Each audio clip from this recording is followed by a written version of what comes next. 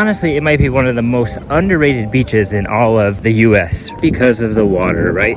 Super shallow, super safe, no shark attacks in here. These beaches are just so pristine. 100% beachside views. Potential for something to be here. It is super brown looking. These are super beautiful. I like the modern architecture to them.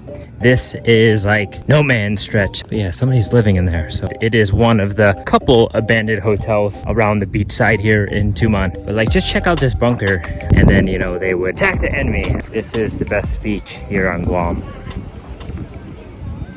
July 4th, 2025. Tumon, Guam, USA. Let's do a little beach report here. It's been a while since I've been down here. This is the Tumon area, if you guys aren't familiar with it. This is the best beach, debatable. Many would say it. I would probably say it. This is the best beach here on Guam. I mean, you can't beat it. Great scenery. You got all the hotels around, tourists, locals come here. Everyone loves this spot.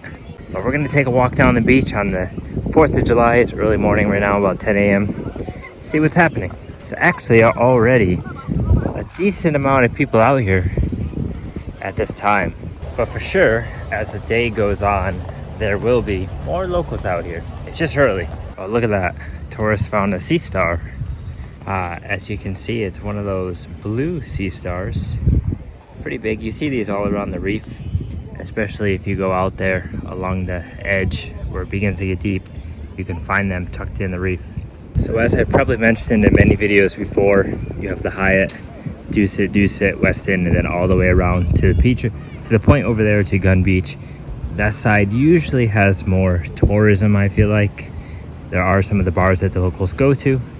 But then when you get down this way, you know, you don't have as many hotels, so more locals will hang out here, barbecue with their families. As you can see, there's some people. And this area, yeah, tends to have more of a local vibe. So currently July here in Guam. It is rainy season and you can't complain with today's weather so far. Very sunny, very cloudy too. It's like half and half, right? A 50% cloud cover or something like that. But it's not raining yet. It's been raining a decent amount in the last few days, but if it doesn't rain today, I think everyone's going to be happy, as that's what you want on the 4th of July. You want it to be nice and sunny so you can barbecue, hang out with your friends, go to the beach, go swimming, and just enjoy these surroundings here in Guam. I mean, look at it. It's so beautiful. That's why I'm out here walking. See, now you can really tell all the locals are down here with the little pop-up canopies. This is the dead-end street by the Fukai shop and Fujita Creamery. So this is a popular place to hang out, but we're gonna try to pass here, walk past. I've actually never walked past this building over here, but gonna see if it's possible. Oh, look, the guy's on a paddleboard. That's what I need.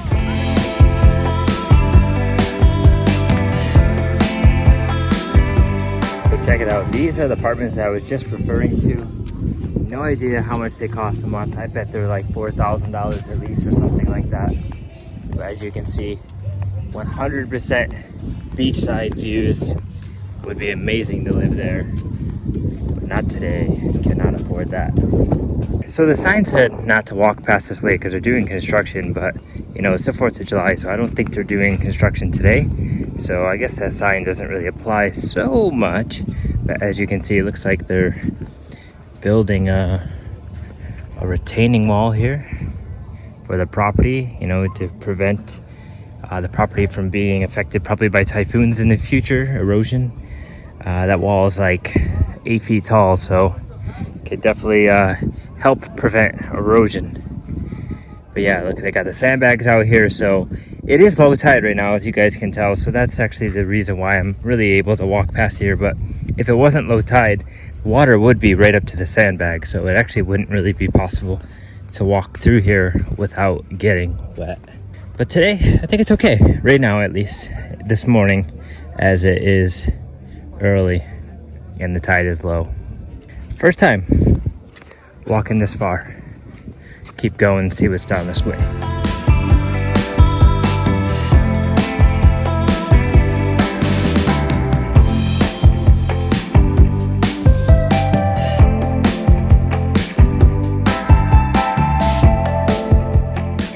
And check this out. I've never really shown this, but besides me here is a chapel, and there are a few around the island. Actually, there's one behind me. There's one over there on that point that you might be able to see. There's another one on that point over there by, I think it's Nico Hotel. And then there's a few more attached and around the hotels here. But, you know, here the island's very religious, and this is a popular place for people to get married. So why not get married here and enjoy the beautiful views of Tumon Bay here? And if you are coming to Guam, maybe you're thinking about getting married here, hey, look at that. Even if you're not religious, like, you can't beat the views. I feel like the reception or whatever you have there, right? Like, I think everyone would enjoy the views of this island from there. Got the local fishermen fishing, throwing the throw net. And then, of course, there's always tourists going above on the little small planes to get a view of the island. I need to do that one day. And so then check this out right here next to this other apartment building. There's just this open lot. You know, there's potential for something to be here. I'm not too sure what that was or what it used to be. Looks like it was probably just an overgrown lot. But there could be a hotel here, apartments, houses, some sort of beach park activity. There's potential still here in Guam. There's some space, but space is definitely limited for sure, right? But I don't think people want too many of these huge high rises, as they do obstruct the view if you're back farther in the island trying to look down to the bay. As you know, this is the lower point, and then it kind of goes up there. But I wonder what this used to be here. Ah, shoot. I just realized this little stretch of the beach here is Matapang, which I've heard about, but I've actually never been down here, and it looks like it is more of a public beach section. I'm not too sure how you actually get down here with a vehicle. I've never been down this way on this side of the road here, but quite a people hanging out, families and stuff. So it looks like this is that area.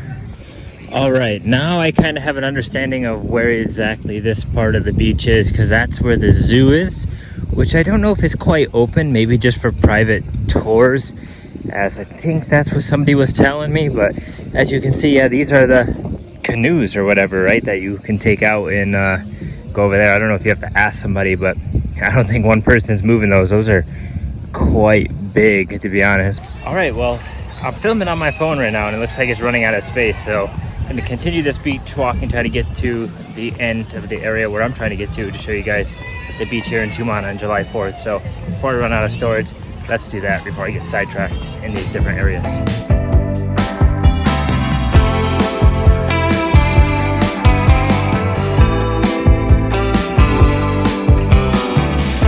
Well guys, as I approach the beach again, I'm not sure what's going on. The water is super brown looking through my glasses. I don't know if that's how it's showing up on video for you guys, but it is super brown looking. And is that caused by an algae bloom, or is that like some sort of sewage leaching into the water? I don't know what that is, but it's not looking very good. So I don't know if I would be swimming over here. The algae does happen to wash up on the beaches all the time, and sometimes it's more, sometimes it's less. It depends on the time of the year, I think. Especially now in the rainy season when the water starts to churn up a bit, I bet you it comes in a lot more often. But just try to find a place that doesn't have it. There are plenty of places where it is much more clean. But if this is what you like, if you like swimming in the brown water, then. So I've made it down a little bit farther here on this beach walk. And as you can see, Pacific Star, the abandoned hotels over there, some more apartments. But then I don't know if these ones here are like condos or just one big house on the beach. Either way, these are super beautiful. I like the modern architecture to them.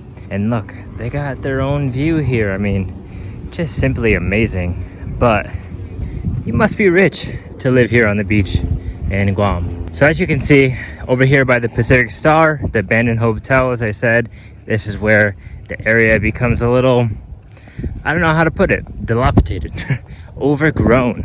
Looks like somebody has a fire over here. I don't know who's doing that. Maybe some homeless people. No idea. But this is like no man's stretch. I don't think many people want to come over here or even hang out here to go to the beach. But, you know, maybe that's why the water's so brown from these guys. No idea. But yeah, somebody's living in there, so I'm not gonna point the camera too far. But honestly, I'm not gonna lie, the way that guy has his setup there, he has a few tents.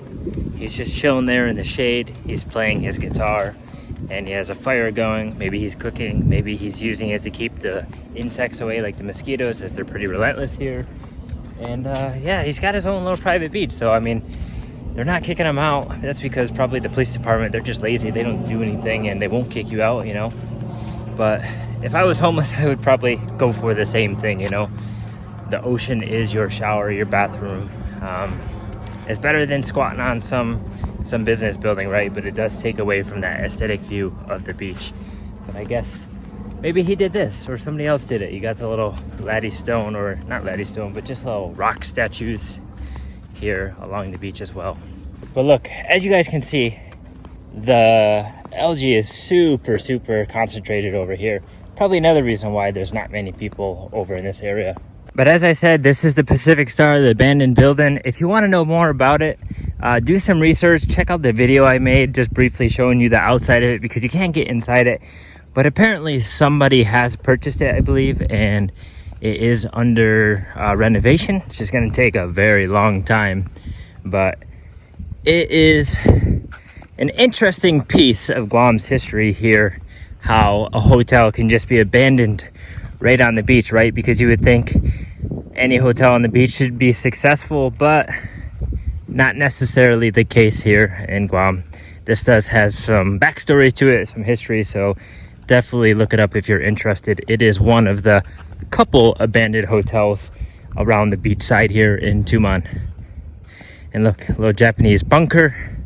Not sure how you get inside there, but and then they had their own boat ramp. But I think I'm gonna go just a little bit more over here and then probably turn around, as I've already walked a super far way, as you guys can see here on July 4th in Guam.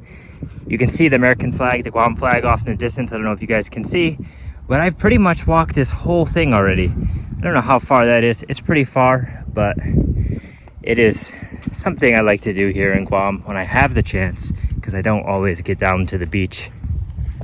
As you can see, I've made it to the little bunker here.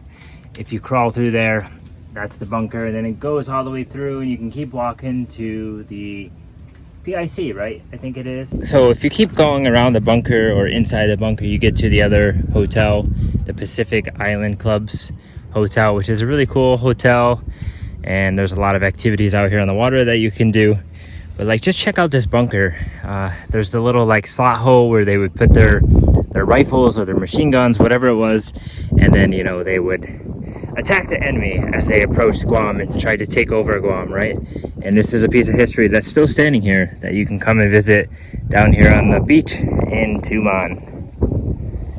But as you see, if you go past PIC, then you have the Ipao Park, the pavilion. That's going to be a very popular place today on the holiday. There should be a lot of people there, as it's public space. You can barbecue and do all that sort of things. And then you have one more hotel, and that is the Hilton there on the end. So after that, that's it. But you can't pass the Hilton. There's no more area to walk. So I could keep going, but I think I'm going to head back this way to the nicer side of Tumon Bay and enjoy the views on that side again.